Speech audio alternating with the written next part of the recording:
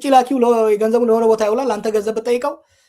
ዋ ኢልሃል ትታሰራለህ ገንዘብ ላለመክፈል ሀብታሙ ነጋዴ ዋናው ትልቁ ነጋዴ ትንሹን ነጋዴ ያሳስራል ቶርቸር ያስደርገዋል በመንግስት አይደለም እኮ አንድ አብሮ ያለ ኮማንደር ጋር ነው የመከላከያ ሰዎች በነገራችን ላይ አብይ ማንን ይዞ ወርጦረን ለመሄድ እንዳሰበ ራሱ አይገባኝ የመከላከያ ጀነራሎች በጣም ጥቂት ናቸው ዛሬ ወታደር የሆኑት አብዛኞቹ ነጋዴዎች ናቸው እንደምታውቀው ኢትዮጵያ ውስጥ የዓለም ወርቅ ዋጋ በጣም ከመጨመሩ የተነሳ ጎልድ ረሽ እየተካሄደ ነው ጀነራሎቻችን አብዛኞቹ የወርቅ ነጋዴዎች ከዛ የተቀሩት የስኳር ነጋዴዎች ናቸው ሲሚንቶ አሁን ረክሷል ከነጋዴ ጋር ተባብረው ነው እየሰሩ ያለው እነዚህ ሰዎች ስርዓት አልበኛ የመንግስትን ሳይሆን ያብይን አላማ ብቻ ሳይሆን የግል አላማን ለማራመድ ድራሽን ያጠፋል ከዚህ የተነሳ ስርዓት አልበኝነቱ በጣም ከፋ ስለሆነ ምርጫ ውስጥ እንደ ፓርቲ አመራር የኔን ደጋፊዎችና የፓርቲን አባላት ወደ ምርጫ አስገብቼ ወደ አርሲ ወደ ሐረርጌ ወደ ወለጋ ወደ ምዕራብ ሸዋ መላክ ንጹሃን ዜጎችን ጽምዶ ዝመጸ በኤርትራይ ጽምዶዚ ተጋሩ ኢሊት ተጋሩ አክቲቪስት ነቲ ጽምዶ ነቲ አሊያንስ ዝድግፉ ብስልትን ብስትራቴጂን ዝድግፉ ብስልት ዝድግፉ ሰዋት እውን ደጊፎሞ እዮም ኤርትራ ለሪኦም እዮም ከይዶም ብስልቲ ንጽምዶ ዝድግፉ ዝነበሩ ሰዋት ይለካሉ ውልቀ ሰዋት ክልቅስ ስለዘለኹ ብስልቲ ንጽምዶ ጽምዶስ ከም ታክቲክ ከም ቴክኒክ ተጠቂሞም ንጽምዶ ክግምግሙ ክመርሑ ከይኮነስ ክግምግሙ ክከታተሉ ናብ ናይ ባዕሎም ረብሓ ከውዕሉ ዝሓሱ ዝነበሩ ሰዋት ንጽምዶ ከም ስልቲ ይጥቀሙሉ ነይሮም ንጽምዶ ከም ስትራቴጂ ገይሮም ዝድግፉ ውልቀ ሰባት ከዓ ይቁፅሉ ኣለዉ ወላ ናይ ባዕሎም ፀገም ይሃለዎ ማለት ናይ ባዕሎም ፀገም ይሃለዎ ጽምዶ ስልቲ ጥራሕ ከይኮነ ታክቲክ ጥራሕ ከይኮነ ቴክኒክ ጥራሕ ከይኮነስ ጽምዶስ ብስልቲ ንውስን ገረ ጥራሕ መሳገሪ ጥራሕ ከይኮነትስ ጽምዶ ስትራቴጂካሊ ክቅፅል ክኽእል ኣለዎ ሚስተር ኤክስ ሲቶ ሚስተር ዋይ ይውፃእ በዛ አንጻራዊ ሰላም በነበረበት ጊዜ እንኳን 111 ወረዳዎች ውስጥ ምርጫ አልተካሄደም 111 ወረዳዎች ውስጥ በዛ ጊዜ በስድስተኛው ዙር አልተካሄደም ምርጫ ለምን አንጻራዊ ሰላም አልነበረም አንዳንዱ ቦታ ደግሞ የተለያዩ ችግሮች ነበሩ 111 ወረዳ ማለት መሳይ ኦልሞስት ከፓርላማ መቀመጫ ኦልሞስት 20% ማለት ነው አሁን ደግሞ እስኪ ቶታሊ በሶስት ክልሎች ውስጥ ጦርነት ባለበት ሁኔታና ህዝቡ ለምርጫ ያለው እንትን እንደ ኮሶ በመረረው ጊዜ ምን ያክል ሰው ነው በዚህ ምርጫ ላይ መሳተፍ የሚችል አሁን አማራ ክልል አንተ በምን እንትን ነው በምን የፓርቲ መሪዎች አማራ ክልል ሄደው ተመዝገብ የሚሉት እንትኑ ይሄ ማን ነው ድምጽ ሰጪውን ተመዝገብ ብትለው በምን ልቦና ነው ለመመዝገብ ሲሄድ ወይ ደግሞ ሲመለስ ሊሞት ይችላል አሁን አብይ ከሱዳን ተጣልቷል ከሶማሊያ ተጣልቷል ከጅቡቲ ተጣልቷል ከኤርትራ ተጣልቷል እነዚህ ሁሉ ሀገሮች በቀጥታም ሆነ በተዘዋዋሪ የግብጽ አጋር ሆኑ ያ ብቻ አይደለም ከኤምሬት ጋር በሚያደርገው ሲያደርግ በነበረው ጭፈራ ለረጅም ጊዜ ማንም ሲያጠቃው ወይም ደግሞ ኮምፕሌንስ ያደርግ አልነበረም አሁን ግን ኤምሬትና ሳውዲ በመጋጨታቸው ሳውዲ ግብጽና ቱርክ በጋራ አላያንስ በመፍጠር ከኤምሬት በመቀጠል በሁለተኛ ደረጃ አብይ ላይ ነው ያነጣጠሩት አብይ አሁን ከፍተኛ አጣብቂኝ ውስጥ ነው የገባው ለዚህ ነው ባለውን ሰሜን ላይ ትንሽ ጦርነት እንቅስቃሴ ሲደረግ እንደ ድሮው የማናፋት እንደ ድሮው የመሸለል ነገር ያላየም የመርፈፍራት የመርበትበት ዜና ያለ መስራት እና ጣት የመቀሰር ነገሮችን ነው እንጂ ትግራይ ምስቲ አድዘት አሳስራ ኣብ ክልተ መቀልና ክሪኦ ንኽእልና ሓደ ፖለቲካዊ ጉዳይ ትግራይ ካብ ትናይ ማእኸል ዓዲ ፖለቲካ ካብ ትወፅእ ብዙሕ እያ ገይራ ምንም ድሌት እውን የለን ኣብ ማእኸል ዓዲ ትግራይ ትውከለሉ ድምፃ ተስምዐሉ ነገር ምንም የለን ኣብዚ እዋን እዚ ብፖለቲካ ዓይኒ ተርኢናዮ ትግራይ ካብ ኢትዮጵያ ውፅየማ እያ ተወሰነ ምትእሳር ዝነበረፍቲ ኢኮኖሚያዊ መዳይ ኢኮኖሚያዊ መዳይ እውን ሕጂ ሙሉእ ዓፅዮም ኣሎ ዝበልካዮ ናይ ንግዲ ናይ ትራንስፖርት ምንቅስቃስ ሙሉእ ተዓፅዮ ኣሎ ትግራይ ልክ ሓምተን ካልኦት ክልላት ካብ መንግስቲ ኢትዮጵያ ወይ ካብቲ ማእከላዊ መንግስቲ ዝግባእ በጀት ሙሉእ ደው ኢሉ ኣሎ ካብ ወርሒ ጥቅምት ጀሚሩ ሙሉእ ደው ኢሉ ኣሎ ጣቱ ምን በጣም ያልበሰለ አንድ ነገር ስታይ እንደዚህ ጂኖሳይደር ነው እንደዚህ ማን ነው ጄኖሳይደር?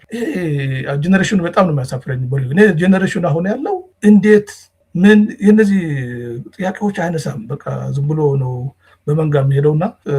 ህዝቡም ችግር አለበት፣ መስተካከል አለበት፣ ማስተዋል አለበት። ማን ነው አደጋ ላይ እያደረሰ ያለው? አሁን ራሱ ጽምዶ ብለህ እዚህ መዓት የተደፈሩ ሴቶች መዓት እናቶች እንባ ሆኖ ያደረቀ ችግር እያለ እኛ እንኳን ስንታገለት የነበረው አሁን ይሄ ዘአዘር ወይም ሲሆን በጣም ያስገርማል፣ በጣም ያሳፍራል። እኔ ያፍራለሁ። ለኔ ፌስቡክ ላይ እነዚህ ሰዎች እንደዚህ ነው እንዴት እላለሁ። ምክንያቱም ፖለቲካ እንደዚህ ከሆነ ገደል ይግባ። ምክንያቱም ህዝብ አደጋ የሚያስገባ ይሄ ያሰለጠነ ትራዲሽናል አካሄድ ነው። ምልህ ለስልጣን ብለህ ገደል ትገባ አትችልም። መጥተዋለህ በቃ ይሄን መቆርቁ አልሆነም፣ ስለዚህ ሶሪ ብለህ ገለል ነው የምትለው። ገለል ትላለህ፣ በቃ ስራ ሌላ ትሰራለህ እንጂ እዛ ችክ ብለህ እዛ ህዝብ እያለቀ ምንም ፋይዳ የሌለው ነገር እንደገና አሁን አየን እኮ ሰሞኑን። እኔ እስካለኝ መረጃ 3ቱ ሰዎች የተያዙት ከቤት ውስጥ ነው። 3ቱም ሰዎች የያዙት ሰዎች ደግሞ አሳውቆ ለከፍተኛ የጦር አመራሮች አሳውቆ እስከ አብይ ድረስ ደርሰው እስከ አብይ ድረስ ይዘነዋል። ስዩም መስፍንን ይዘነዋል። አባይ ፀሐይን ቁጥጥር ስር አውለናል። አስመላሽንም ጭምር በእጃችን ናቸው ብለው እስከ አብይ አህመድ ድረስ ሪፖርት ተደርጎ እዛው ጨርሱ ነው ያላቸው። ግደሏቸው ነው ያለው አብይ። አዎ እኛ ማሰር አልፈለገም። ከያዙ እነኚህ ሽማግሌዎች ናቸው እኮ ምንም እኮ እንደው ሮጦ ያመልጣሉ ምናምን ብለ ጠላት ኦኬ ከአብይ ጋር ጠላት ናቸው። አዎ ግን ደግሞ አንዴ ከተቆጣጠርክ በኋላ ማሰር ነው ያለብን። የትግራይ ጦርነት አይቀሬ ጦርነት ነው በአብይ አካባቢ የነበረው። ስለዚህ ይሄን ገና ከመጀመሪያ የተወሰነበት ነው። ምንም የሚቀር አይደለም። አብይ ያንም በግልጽ ያወራ ነበር። የሆነ የሰኔ 16ቱ የቦምብ ፍንዳታን ታስታውሳለህ ቴዲ? ሰኔ 16ቱ ቦምብ ፍንዳታ አብይ ስልጣን ይዞ በ3 ወር ውስጥ ነው የሆነው። ሰው መጋቢት ላይ ስልጣን ያዘ፣ ሰኔ ውስጥ ቦምብ ተወረወረብኝ አለና አብይ ከዛ የቀንጂቦች ምናምን የሚል ትርክት ተጀመረ። ያ የሰኔ 16 የቦምብ ፍንዳታው አብይና ደመላሽ ናቸው ይሄንን ያቀነባበሩ። ውጭ ጉዳይ ከአብይ ጋር ሆነ የውጭ ጉዳይ ሚኒስቴር ሆኖ መስራት እጅግ አስቸጋሪ የሆነ ነገር፣ እጅግ አስቸጋሪ። ለምን ፎርማል የሆነ የሀገሮች ግንኙነት ጋር ቀጥታ ከሱ ቢሮ አንድ ኤክስፐርት ሄዶ ኤምባሲዎቹን ያገኛል። ኦን ቢሃፍ ኦፍ ውጭ ጉዳይ ውጭ ሀገር ካሉ እንዲህ ቅጥ አምባሩ እየጠፋ ቅድም እንዳልኩ እንደ ዩኤ አይነቱ ደግሞ ስርዓት ባለው መንገድ ምልህ ቀለል ያለው ነገር የስምምነት እንትኖችም አሉ። ግን መሰረታዊ የሆኑ ከሀገሮች ጋር የሚኖሩ ግንኙነቶች በመርህ ላይ የተመሰረቱ የተለመደ ባህል አለ። በዛ መንገድ አይደለም ተቋሙ ወይም ሚኒስቴር መስሪያ ቤት የሌለ ያክል ነው። ሚኒስቴር መስሪያ ቤቱን እንትን የሚያገል ብቁ ሰዎች አሉ እዛ መስሪያ በበቂ መጠን ተሰባስበው አገዛዝ የሚያሽቀነጥር ጥምረት ያልፈጠሩት ተፋላሚዎች ገና መቀራረባቸው ካላስፈላጊ መሻኮት ለመታቀብ መወሰናቸው ምን ያክል እንደረበሸው ነው ያረጋግጠው። እንዳልኩት ይህንን የምለው እኔ በተምኔት ወይም በተምኔታዊ እሳቤ ነው የሚሉት ዊሽፉል ቲንኪንግ በመመራት አይደለም። በተጨባጭ ከራሱ ንግግር ጠቅሼ ዝርዝር ማሳያ ላቀርብበት የሚችል ድምዳሜ ነው። ከዚህ የጥምረት ስጋቱ በመነጨ ዛሬ አብይ አህመድ እንግዲህ በዛም የሚጢጢ ጭንቅላቱ በተፋላሚዎቹ መካከል እርስ በርስ ግጭት ለመፍጠር ሞክሯል። በአማራና ማለት በተፋላሚዎቹ ውስጥ እርስ በርስ ማለት ነው። ለምሳሌ ፋኖ ውስጥ፣ በቲዲኤፍ ውስጥ፣ በኦኤልኤ ውስጥ ወዘተረፈ ግጭት ሊፈጥሩ የሚችሉ ነገሮች ለመናገር ሞክሯል። በአማራና በትግራይ መካከል የጠብ እሳት ይበልጥ ለመቀጣጠል የሚያስችል ያለውን ነገር ሞክሯል። በትግራይና ኤርትራ መካከል ራያ ይሁን ምዕራብ ትግራይ ይሁን ጸለምቲ ናይ ትግራይ ሉዓላዊ ግዝኣት ኣካላት እዮም። እዮም ክምለሰሎም ኣብ ምዕራብ ትግራይ ምስቲ ወልቀታይ ፀገዴታይ ንገብሮ ምርዳእ ኣሎ ካብ ወፃኢ ናይ ትግራይ ሓድነት ናይ ትግራይ ሉዓላውነት ዝተገበረን ደው ዝብለ ነገር ስለ ዘይኮነ እዚ ኣብ ግምት ኣትዮም ብሰላም ምፍታሕ ንዝግበር ፃዕሪ እንቅፋት ዝኾኑ ዘለዎም ኣካላት ኣደብ ተገበሩ ፅቡቅ እዩ በዚ መገዲ እዚ ቀይሮም ዝቕይርዎ ነገር የለን ናይ ፀጥታ ሽግር ብምፍታሕ ዝቕይርዎ ነገር የለን ሕዚ እኮ ትግራይ ኣብ ዕፅዋን ክባን ነይረ ተንትማሊ ዝመፃ ነበራ ነዳዲ ትማሊ ዝመፅእ ነበረ ናይ ሕክምና ቀረብ ትማሊ ዝመፅእ ነበረ ተጀሚሩ ነበረ ናይ ሓገዝ እኮ ዳርጋ ጠጠው ኢሉ እኒአ ትግራይ ሕዝስ ብግልፂ ንምዝራብ እንተኮይኑ እኮ ዳርጋ ናፍቲ ናይ ዝሓለፈ ኣብ ዕፅዋን ክባን ተባሂሉ ዝግለፅ ነበረ እዋን ናብኡ እያ ትመለስ ዘላ ስለዚ ሓገዝማ ተዝህሉ ኣብዚ እቶም ዝምልከቶም ኣካላት እኮ ተን ዝበፅሓና ረኪብና ኢና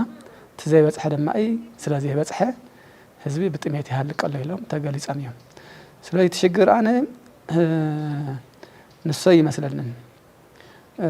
ፌደራል መንግስቲ ነቶም ተመዛበልቲ ዝኔዎ ኣተሓዛ በቲ ሕዚ ዝሃቦ መልሲ ምርኣይ ይከኣል ማለት እዩ ቀልጢፍካ ናብ ፀርፊ ቀልጢፍካ ናብ ጎይቁ ቀልጢፍካ ናብ ፖለቲካ ይኮነን ክእቶ ነይርዎ ጉጅለ ሕወሓት እንብል ዘለና ኩሉ መርሕነትን ኣባል እትነብር ውድብ ዘይካተተ ዝኾነ እዩ እቲ ሓይሊ በመርሕነት ደረጃ ኮነ በኣባላት ተኸፋፊሉ ካብ ህዝቢ ንበይኑ ተነፂሉ ተሪፉ እዩ ህዝቢ ትግራይ ብፍላይ መንእሰይ ትግራይ እጡቃት እውን ሓዊሱ እምቢ ንኩናት ክብል ንሪኦ ኣለና እዚ ድማ ካብ ኩሉ ከባቢ ክሰፊ ዘለዎ ጉዳይ ይመስለኒ ብውስን ቦታታት ጥራሕ ዘይኮነስ ብመላእ ትግራይ ክነብር ዝግብኦ ዝብል እምነት እዩ ዘለኒ ይኹን እምበር እቲ ሓይሊ ኣብ ሰፊሕ ወታደራዊ ምልእላል ይርከብ ኣዝዩ ዝስከፍ ጉዳይ ድማ ምፅረ ኢትዮጵያ ዝኾኑ ሓይልታት ቀርና ኣፍሪካ ዘሎ ተኣፋፊ ንኣብነት ኣብ ሱዳን ተፈጢሩ ዘሎ ፀገም ኣብ ኢትዮጵያ ዘሎ ፀገም ኣብ ደቡብ ሱዳን ዘሎ ኣብ ግብፂ ኣብ የመን ዘሎ ኣብ ሶማልያ ዘሎ ኩነታት እዚ ፕሬዚደንት ኢሳያስ ኣፈወርቂ ጎብለል ቀርና ኣፍሪካ ኮይኑ ናይ ፅምዶ እውን ቁልፊ ሰብ ናይ ፅምዶ ናይ ዞባን ናይ ዝጎደዋናን ናይ ዞዋናን ናይ ቀርና ኣፍሪካ ናይ ዓለምን ቁልፊ ናይ ፅምዶ ሰብ ከም ዝኾነ ተረዲእ ኣለኹ ኣነ ፅምዶ ማለት ምስ ትግራይ ጥራሕ ከይኮነ ምስ ኢትዮጵያ ጥራሕ ከይኮነ ምስ ሓያላን ዝበሃሉ ሃገራት ልዑል ዝበሃል ፖለቲካዊ ፅምዶ ዲፕሎማስያዊ ፅምዶ ፈጢሩ ኣብዚ ዞባ እዚ ሰላምን ምርግጋእን ንኽፍጠር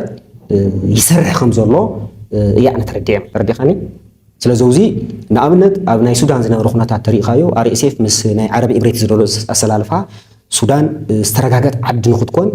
ብተረጋጋሚ መንግስቲ ኤርትራ ፕሬዚደንት ኢሳያስ ኣፈወርቂ እውን ከም ዝሰርሐሉ ንኣብነት ናብ ስዑድ ዓረብ ዝገበሮ ጉዕዞ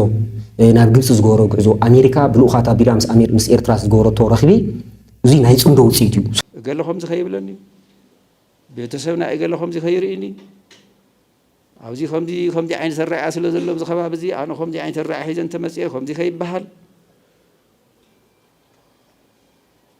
እዚ ነቲ ስርዓት የዋፅዖ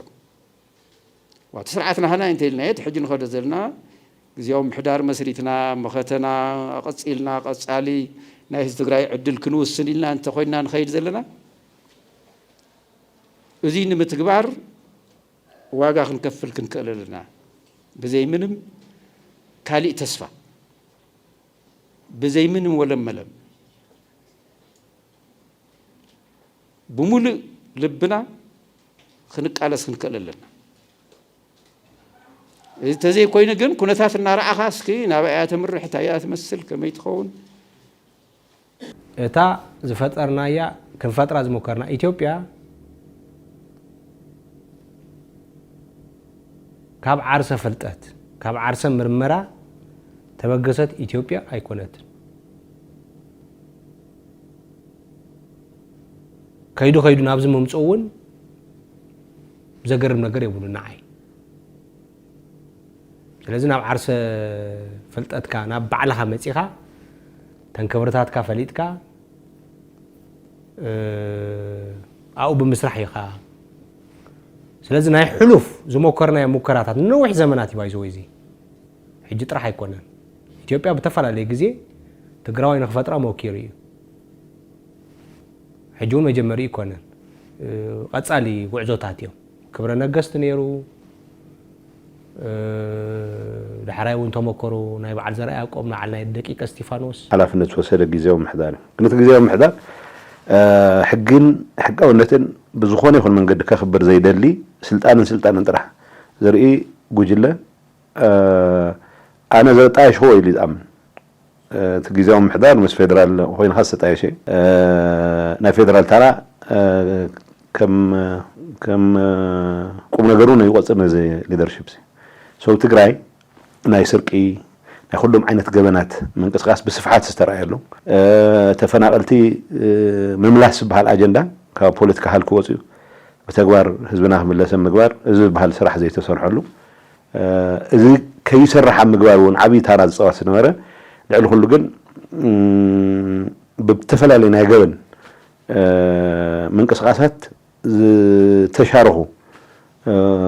نايو تدريهون وتدريهون بوليتيكاوي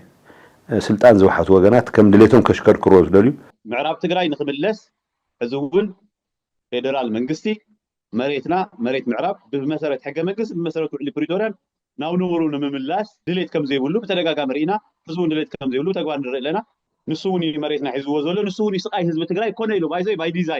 باي ديزاين حزب تجراي كم بركة خلنيو حزب تجراي كدن خلنيو حزب تجراي حزون كم زوم كالوت كللات كم دليتو زغورم زلو كللات قوم عينت كلل لما زغونه حزبي تاريخ زي ولا عينت حزبي كم دليل يخا تغور عينت حزبي نخوني وحزبون سرع زلو سفيح زغونه الموصيلو بابي احمد يسرع زلنا ازي زي يردو زنبرون ማለት ጌታቸው ረዳ ናይ ከምዝ ናይ በሰላማዊ መንገዲ ምዕራብ ትግራይ ንምምላስ ድሌ ዘለዎ ዓይነት መርሐ መሲሉ ስምዑሙን ለውሃት ብግዜ ኸይዲ ብፍላይ ድሕርተን ባዕሉ ዘካየደን ቃለ ምሕትታት ኣብ ማዕደ ሓሰን ቀሪቡ ኣብ አልጀዚራ ዝገበሮ ቃለ ምሕትት ጆኖሳይድ ዝካሓደሉ በዴታ ነው ማምነው ነኝ ሪያሊቲ አምና እዚህ ጊዜ ነው መሰለኝ ትንሽ ቀደም ብሎ እና ጃልሰኝ ከምዕራብ ሸዋ ገቡ አይደለም ጥሩ እነሱ የለቀቁትን ቦታ ዛሬ ማን ነው የሚቆጣጠረው መንግስት ነው ወይስ አማጺ ነው እነሱ የደበሩበት አካባቢ ያለው ህዝብ ሰላም አግኝቷል መንግስት ተቆጣጥሮ ሰላምና ፍትህን ማስፈን ችሏል እሱን መንግስት ካሳየን አማቢ ሁለተኛ ወደ መንግስት እጅ የሰጠው ወታደር ነው የሚያዛው ወይስ ወደ ጫካ የሸፈተው ወጣት ነው የሚያዛው ይሄ ማትሪክ የጣሉት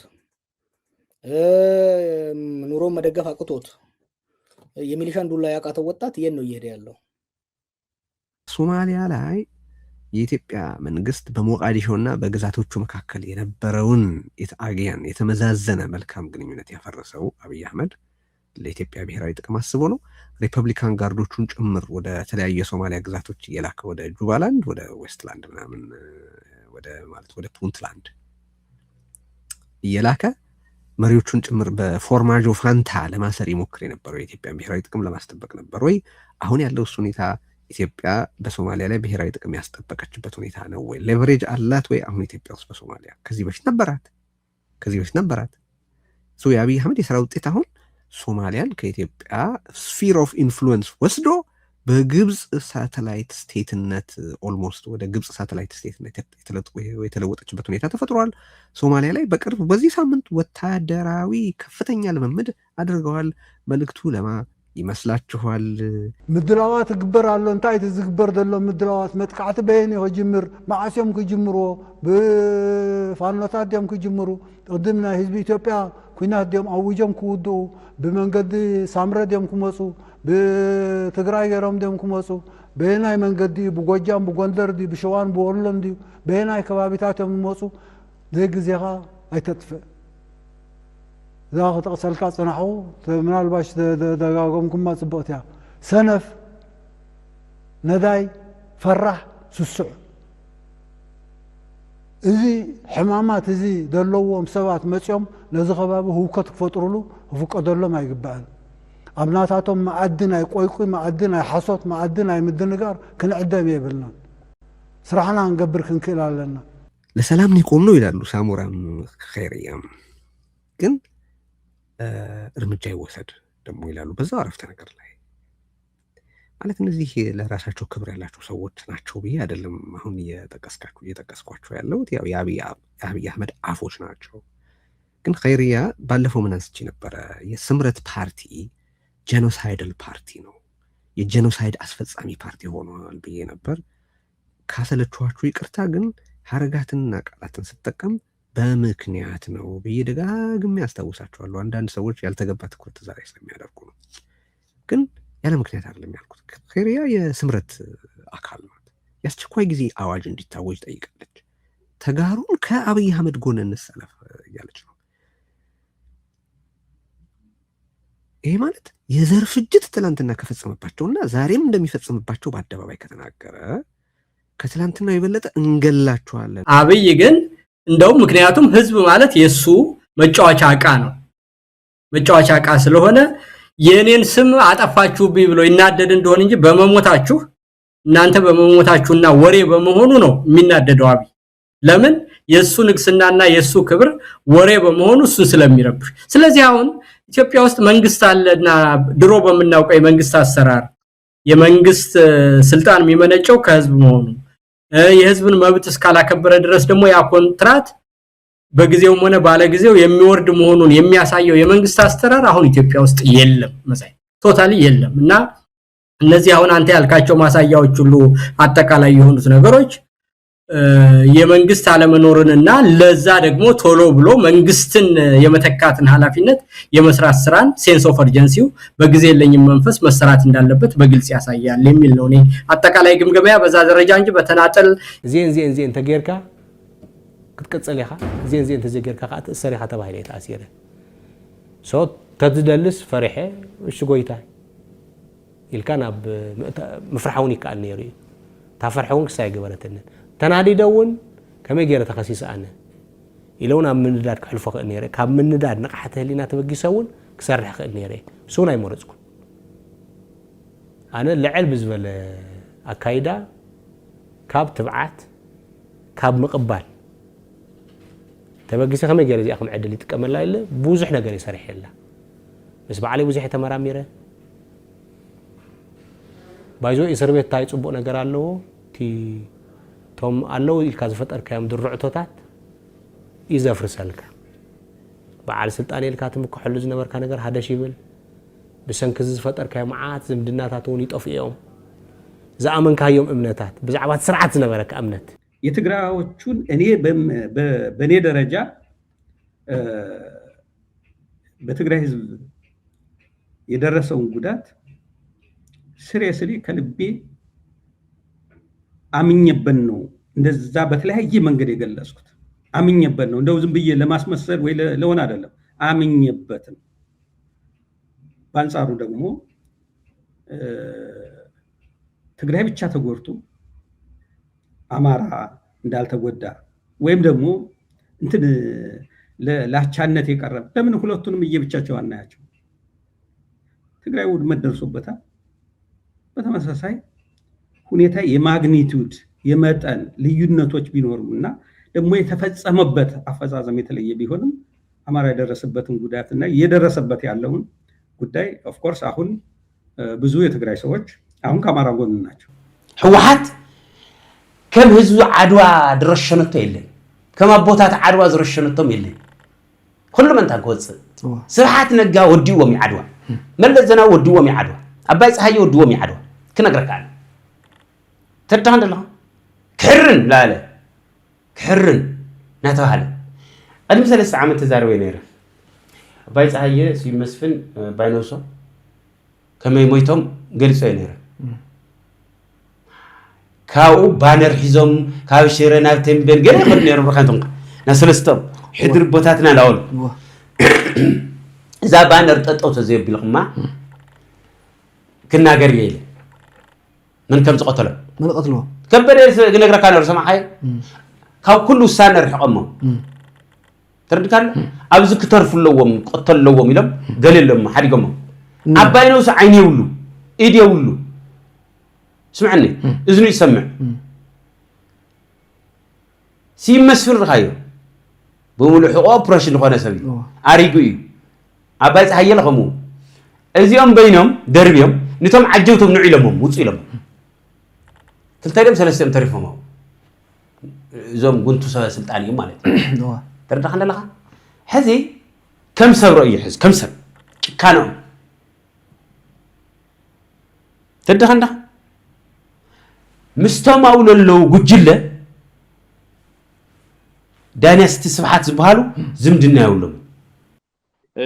أودب يكون أم منجست زلهم أكلات إنكلودين أب TDF زلهم أكلات هذه مالت كاوزين اللي عليه هزو تقرأي سنتا يكفون كاوزين اللي عليه سنتا ينهنكون صباح نقول تمليسنا زين الرقوع عدل سلازقونه زي عدل زي حزنا للعدل قلتيفنا بهصوص تمزابلتنا سدتياتنا نام راب تقرأي نام مربتهم مملاس ግዜ ዘይህብ ጉዳይ እዩ ህዝቢ ውደአና ኣሎ ህዝቢ ውደአና እዩ አንተ ይንገልጾ ነርና ኢና ስሜት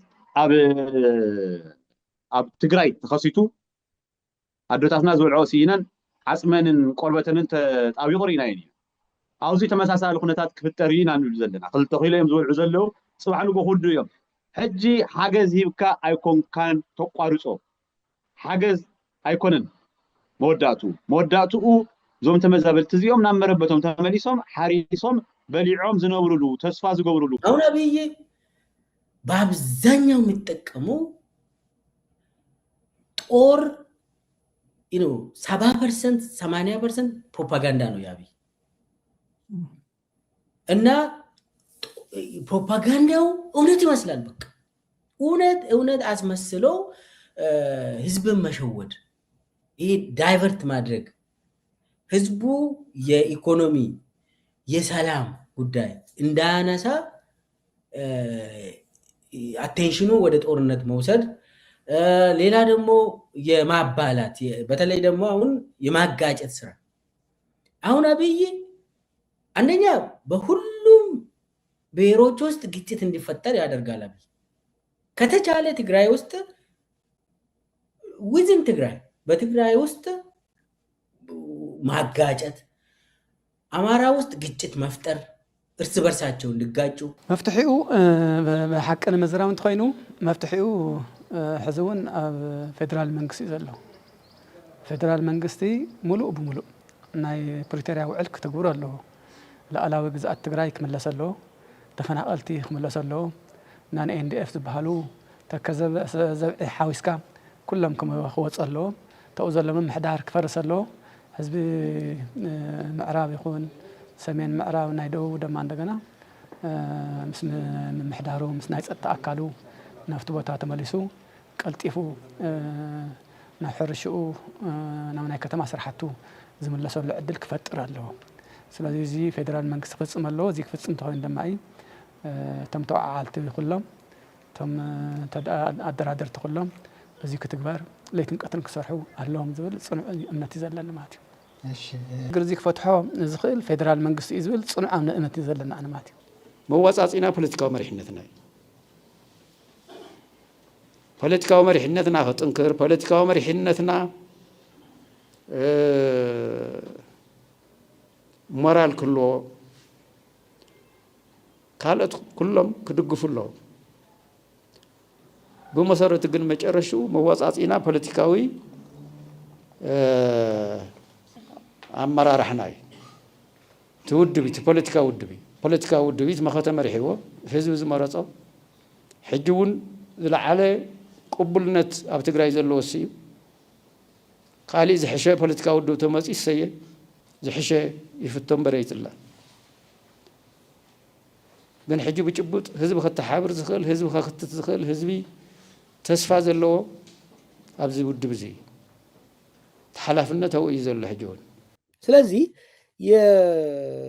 የኔ ኢንትረስት የህዝቡ እረፍት ማግኘት ስለሆነ